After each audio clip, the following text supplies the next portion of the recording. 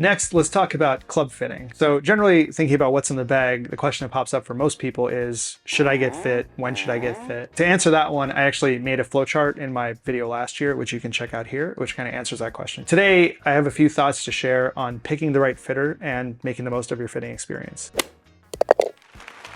So first, in terms of choosing a fitter, I think probably the most important thing is that your incentives match. So I prefer going to club fitters where I pay for the fitting because I know at least that they're getting paid for that, and it's not that they have to sell me something in order to make the money back. There are other places where you pay for the fitting, and if you buy a club or something, then you get that money off.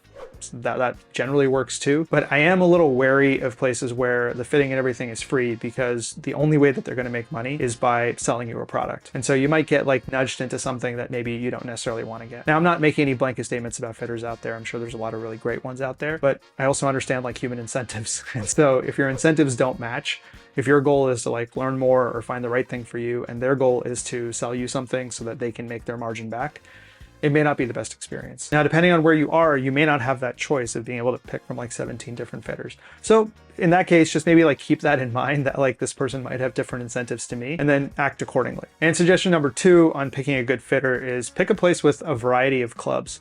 There's a lot of like the bigger chains that maybe don't stock some of the smaller club brands, like say, they're not really that small, but some of the brands like Mizuno or Sprixon or Cobra.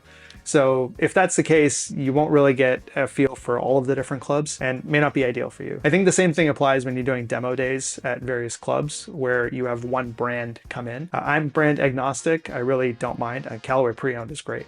But like, again, I am not sponsored by them in any way.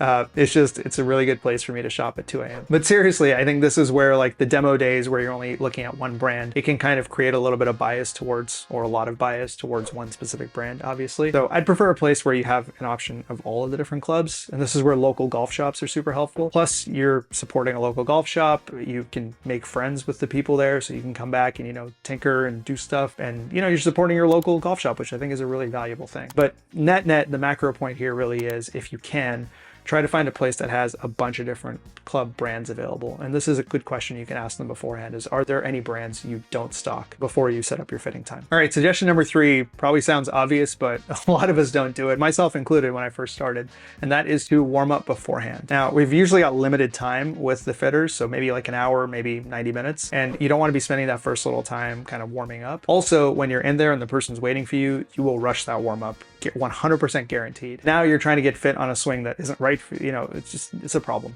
Don't do that. Fortunately for me, my club fitter is right next to a driving range, and so I go hit like 40-50 balls before I go meet my club fitter. Hopefully you can do something similar. If you can't, maybe like do some stretches beforehand, at least take some practice swings, do something so that you're not like wasting a bunch of the time that you have to get fit for warming up. This also kind of the corollary to this is you want to have your swing in like a relatively good place, or at least like a somewhat repeatable place before you get fit for clubs. My first club fitting, the guy was super nice, and he actually gave me like a 30-minute swing lesson before he fit me for clubs, which was really needed. I mean, it didn't help that much because I still sucked afterwards, but at least like I was somewhat repeatable when I was hitting afterwards. And I'm really glad that he was there able to help me. This was many years ago. I think for a lot of folks I've talked to, you know, they're really eager to get fit, and that's totally cool. I love it too, absolutely. But if you absolutely have no idea what your swing's doing, you're probably not going to be super happy with the results of the fitting because they may not give you something useful. And fitting session number 4 is kind of a delicate one, but hopefully it's helpful, which is watch out for getting pushed around.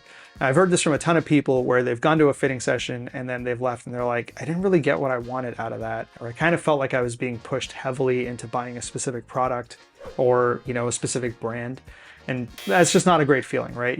We usually look forward to getting fit for a long time. I know I get super excited anytime I have a club fitting coming up. And you don't want to leave that room feeling like I didn't get what I needed out of that. This is not necessarily always malice also on the part of the club fitters themselves. Perhaps they think that you really need like some heavy-handed guidance, which is totally fair. Some people really do. At the end of the day, the way I think about it is I am the owner of my golf game. And that includes my golf clubs, that includes my golf swing. So even with my coach, as much as like he gives me tips, he doesn't own my swing, I own my swing. So I have to understand what he's saying. And if it doesn't work for me, I have to find another way to make it work or do something different. And so I think the same thing applies when it comes to club fitting. So if you're in the room and you're starting to feel like this person isn't really listening to me, or I feel like I'm getting nudged towards something that I don't really want, maybe take a step back, take a deep breath, reiterate like what you need. I think it's really easy to get caught up in the trance of just hitting balls and looking at numbers and hitting balls and looking at numbers and forgetting that like the feel of the club really matters and the feel of like the shaft really matters. How does, you know, this whole thing kind of fit in your hands, like swing weight, all these other things.